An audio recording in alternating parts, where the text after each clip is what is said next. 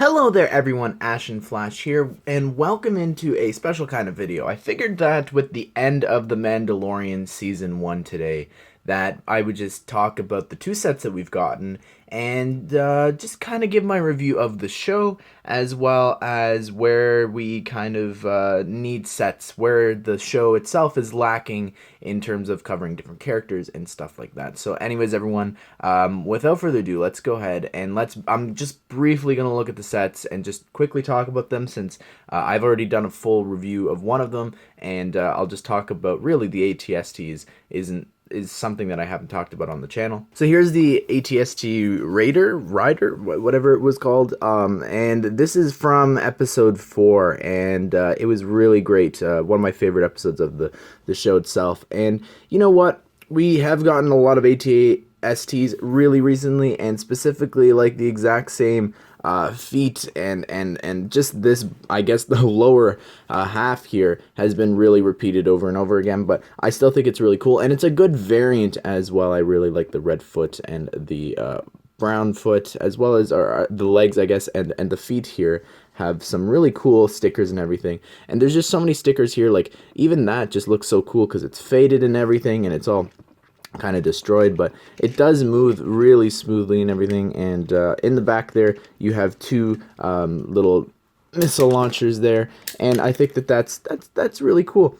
And I don't know, it works really well. On the inside of the head you could fit one minifigure, but that's about it. And I just like the textures and everything going on here, and all the different stickers, and it just looks really cool. And you can also have the head rotate like that, which I think is really awesome. And legs and everything can move a little bit, and you can articulate it different ways. So yeah, I really like this set. It is a little bit more on the expensive side, but I think it's really great.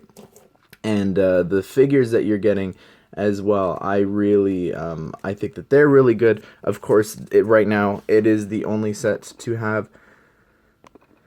Right now, of course, it is the only set to have the Mandalorian there, and there's no head or anything underneath, just like the other Mandalorians. And then you also get some of the pirates.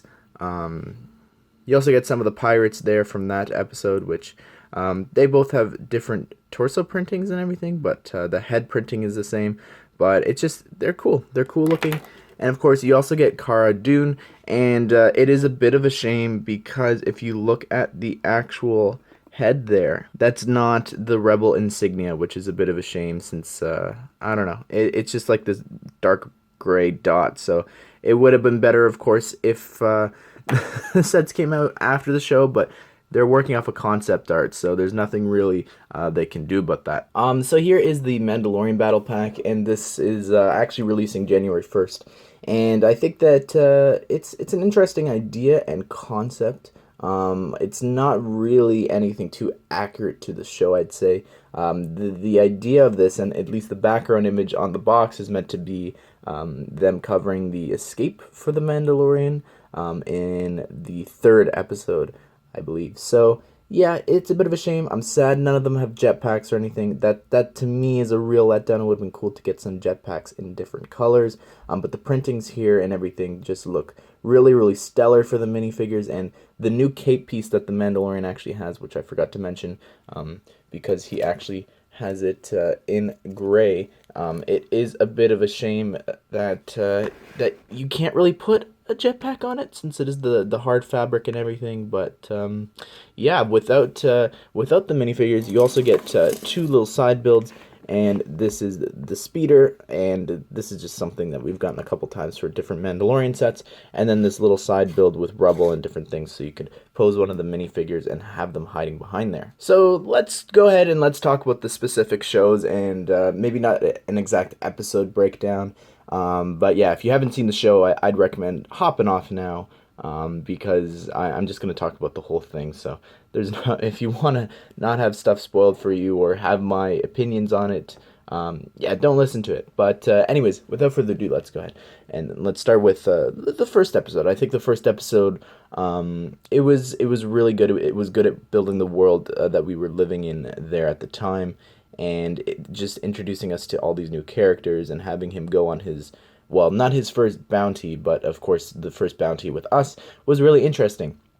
And to see the IG-11 just move around, and because we've seen that in like Clone Wars and different things, but to see him move around at the speed that he did and just the action and everything, it was so, I don't know, it was not scary, but it was so weird to see that.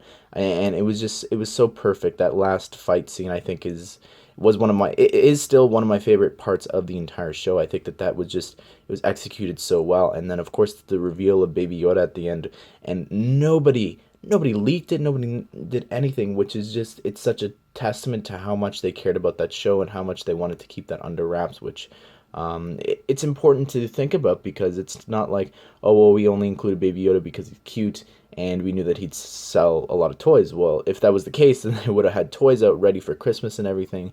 But they wanted to keep this a secret for the fans. So I think that that's really something important to consider and to actually acknowledge about the show. So I think that that's really cool. So anyways, episode 1 was really great. Episode 2, I think, was a good continuation of that. It was a little slow, I'd say. It was still fun, like with the Ugnaught Quell, or however you say his name. And, of course, seeing Baby Yoda use the Force for the first time. And I know, I gotta acknowledge this. This isn't Baby Yoda, the child, the asset, whatever. It's just easier if I call it Baby Yoda, because everyone knows what I'm talking about. And, yeah, it's not actually Baby Yoda. I was talking to someone recently, and they still thought that it was actually a younger version of Yoda. This takes place after episode 6, between 6 and 7. So Baby Yoda is dead at this point, and Bob Iger, the CEO of Disney, actually confirmed that Baby Yoda has a real name, and he refuses to call it Baby Yoda. But too bad, it's easier.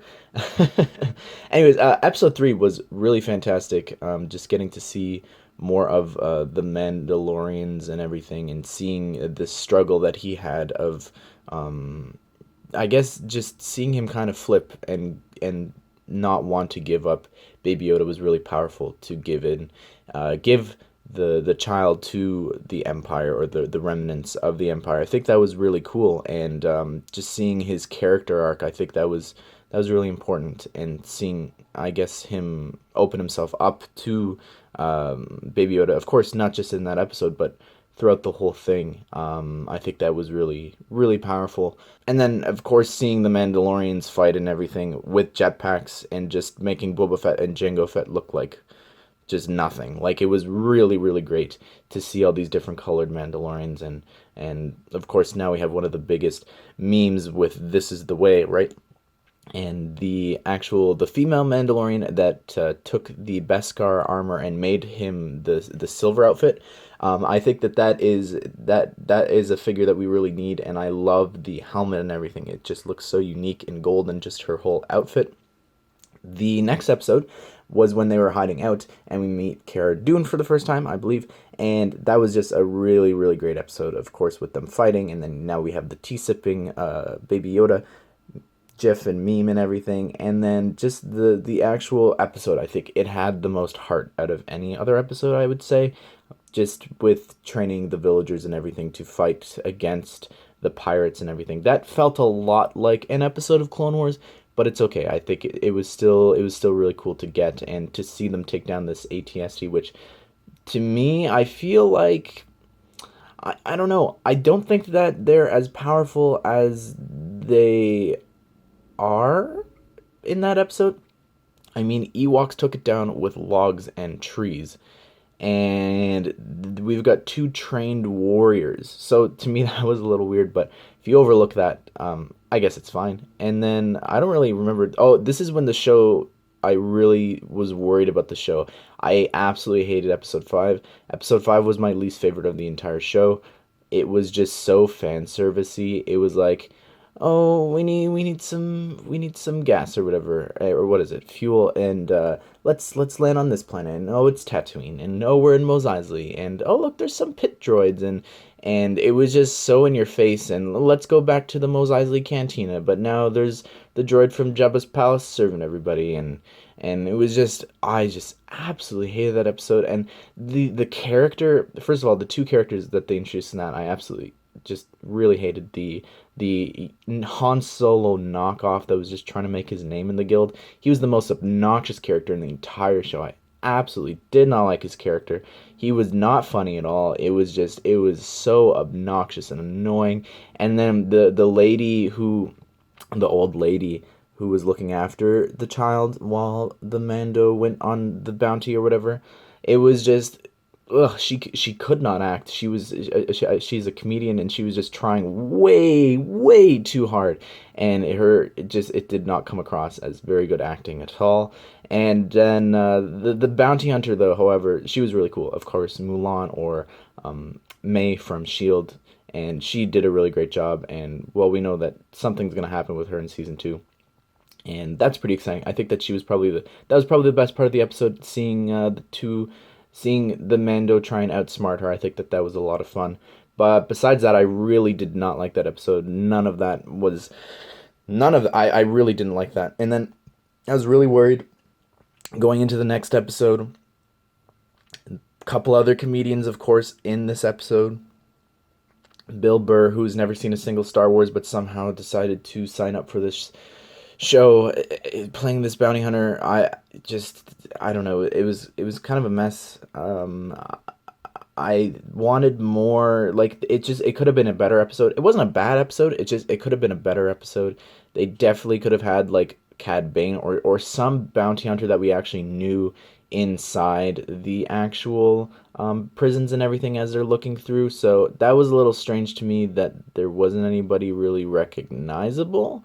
And I think that would have been a cool opportunity to do that. And then, of course, I really liked all the Clone Wars cameos, of course. You get Anakin Skywalker, the actor who played him as the new Republic officer or whatever on the ship. And then you also get Clancy Brown, of course, Mr. Krabs, Lex Luthor, and he, of course, played Savage Opress, and he also played the person on Lothal, the ex-governor or whatever from Rebels. So that was really cool to see him there in live action, playing one of the bounty hunters. And then I think the other people were like comedians as well. Yeah, it was a pretty slow episode, I think. And then it was cool to see Dave Filoni at the end of the actual show, the showrunner, of course, creator of Rebels and Clone Wars, and he works with Jon Favreau on this. And to see him actually in live action, I just at 3 a.m. in the morning, I just shouted Dave! Like it was really great to see him there, as well as a couple of the other people working on the show as the X-wing pilots and everything. So that was really, I think that was probably the highlight of the episode for me, and being able to pick up on the different actors and things. But yeah, not the greatest episode. So that was 2 back-to-back out of 8 that I really was like, one really didn't like, and then the next one it was like, and then moving on to the episode 7, it's like, I really need this to be good. I really like, I'm really down about the show. I'm not feeling it. I'm up at 3 a.m. in the morning because I really love this, and I'm trying to not get it spoiled, because literally I wake up the next morning and just in thumbnails there's stuff already spoiled. Like, I'm just going to skip ahead for a second, but the Mandalorian without his mask on is literally in people's thumbnails this morning. Like, people don't think. Like, it's really obnoxious to me, and it's just rude. I think it's really disappointing. Like, I look at some of these people and I'm like, come on now. Like, I don't know. Anyways, so episode 7 was really, really great. I loved seeing, of course, the return to the planets. It felt a little forced, where it's like, oh yeah, all the people that we met along the way on our journey, we're gonna go and we're gonna get together a team. And but it was cool. It made a lot of sense to release this on Wednesday. I talked about this in my Rise of Skywalker review, but including this set actually on the Wednesday, or the set, including the episode on the Wednesday before episode 9 came out, was really, really smart, because when you do that, in this episode, of course, we saw Baby Yoda actually for the first time heal Grief Karga. I think that was his name. And we, of course, saw him trying to do that in the second episode, but to actually see him successfully do it, and then, of course, we know that Rey does it, and Kylo does it, and all that stuff. So it was interesting to see it being done here first. And of course, if somebody like little Baby Yoda or the child does it, who's super cute and everybody loves him across the entire internet and the world, then it'll kind of take away the heat from Rey or Kylo doing it, who people just want to absolutely hate on because they don't like the new movies. So that was really smart to me, them including that there in that episode. And then moving on, in the episode, of course, when they actually go through, it was really cool to see them, of course, just fighting off against, or just their plan was really cool. And then, of course, meeting Moff Gideon, that entrance was just, it was amazing. We had all these questions about the old guy who was, of course, wanting the Mandalorian to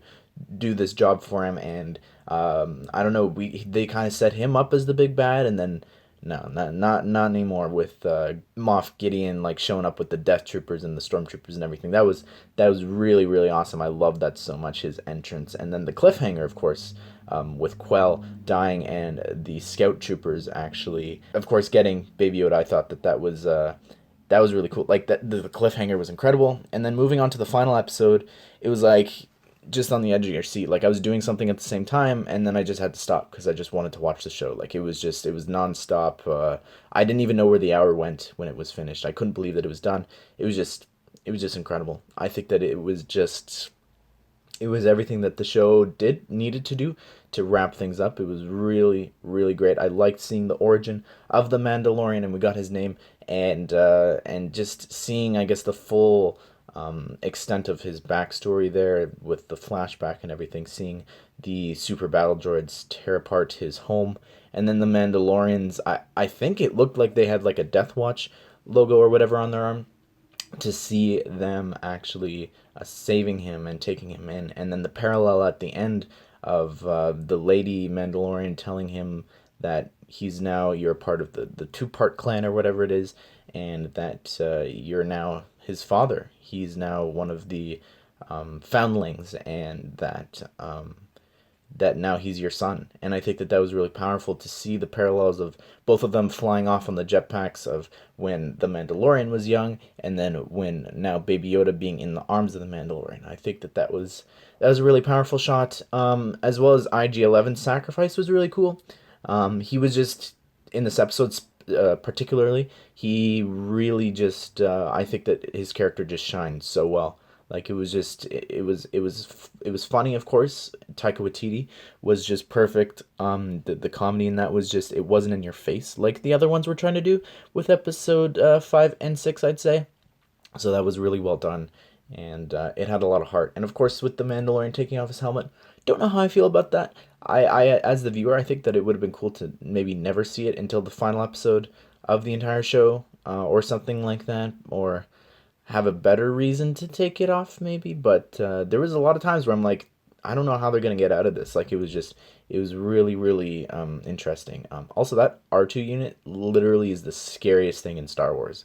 A walking R2 unit just was the creepiest looking thing. And other than that, I just think that it was really great. And of course, the black saber at the end was incredible. That was just, I couldn't believe it. That was really awesome. And yeah, I don't know. That was just the cherry on top, I think, of an already perfect episode. And then to go and add that, like, that's like, it's not, it's fan service, but it's not like, oh look, it's the bar, and we're on Tatooine and Mos Eisley. Like it was a lot more subtle, and for I guess it's gonna make a lot of people want to go and look up different things. Like they're gonna want to see, or look up the black saber, and why does that guy have a black lightsaber, and why does it look like a blade and not like a regular lightsaber. And it just makes me excited, because I think that a lot of people are going to go want to go watch Clone Wars, and of course with Clone Wars season 7 coming out in February, having to do with the Mandalorian and everything, I'm excited to see how that'll kind of tie things together. But anyways, I've talked about the show for probably too long, more than I think the Rise of Skywalker, but it is 8 hours worth of content. But I just want to mention the sets that I think that we need to get. And if you didn't know, we didn't get Baby Yoda simply because the sets for Lego are actually developed a year in advance. So Baby Yoda's image wasn't sent out at all to people. Like when we saw the episode, that's when like toy companies and everything, that was the first time that they saw it too. So we won't be getting toys for Lego for about a year for that. And the same sort of thing happened with Battlefront 2. I use that as an example. That a year after the game came out is when we got the set. So stuff for like Jedi Fallen Order and The Mandalorian, different things like that. I think we'll be getting them in a year from now for next Christmas. So I can wait that long. I think that it's really great. We'll probably already have season 2 out by then, but I really want the Razor Crest. That is, of course, I've been seeing so many mocks and different things come out from that, and it just looks absolutely, absolutely amazing. It's just so stellar, and yeah, it just looks so great. And I think that you could definitely do a lot of things there, Baby Yoda or whatever. Moff Gideon, I think it'd be really cool to get that TIE fighter. I know that people are going to be like, it's another TIE fighter, but it's really cool. Like the way that the wings and everything fold, I don't know if Lego could actually do that, but it just looks so, so awesome when it's in that folding position and everything. And I think that that would make for a good set, even if it has like the little lava boat or whatever. With you could put the IG-11 unit there and Grief Karga on the boat and the creepy R2 unit. I think that that'll be a cool set. That'll be an interesting set, and of course, for minifigure wise, it'd be cool if we could get an updated Cara Dune simply because of the Rebel insignia on her face. And but I guess it's fine if we don't. But it'd be, I don't know, it's just a bit of a shame.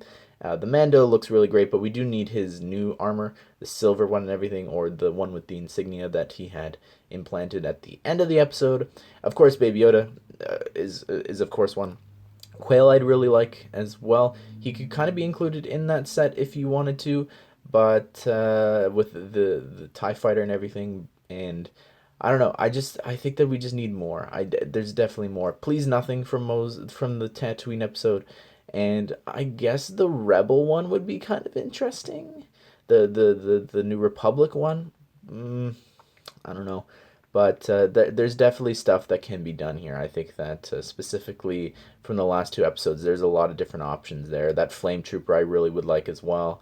But yeah, anyways, everyone, what do you think of this? What did you think of the show? What sets would you like to see made in the future? I think that this is just, it was really great to see Star Wars in live action in TV form, and it makes me excited.